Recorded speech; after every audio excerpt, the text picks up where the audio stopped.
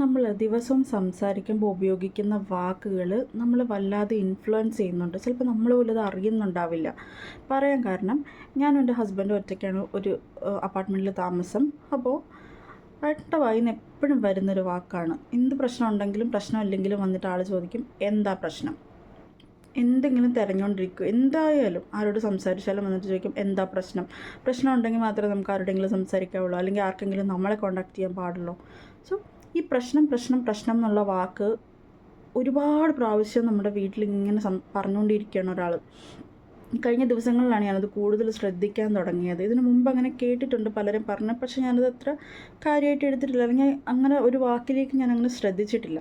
പക്ഷെ ഇത് കേട്ടപ്പോഴാണ് ശരിയാണ്, നമ്മളിങ്ങനെ നമുക്ക് വരേണ്ടതല്ലാത്ത പ്രശ്നങ്ങൾ പോലും നമ്മളിലേക്ക് വല്ലാണ്ട് അട്രാക്റ്റഡ് ആവുകയാണ്.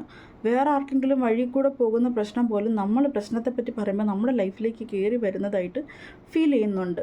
അപ്പോൾ ഇങ്ങനെ മാക്സിമം നെഗറ്റീവ് വേർഡ്സ് ഒന്നും നമ്മൾ വീട്ടിലെന്നല്ല എപ്പോഴായാലും നമ്മൾ സംസാരിക്കാതിരിക്കുകയാണെങ്കിൽ അത് വളരെ ബെറ്റർ ആയിരിക്കും. ഇനി അത് ശ്രദ്ധിച്ച് നോക്കും, നിങ്ങൾക്കും ഇതുപോലത്തെ എക്സ്പീരിയൻസസ് ഉണ്ടാവും, ഉറപ്പായിട്ടുണ്ടാവും.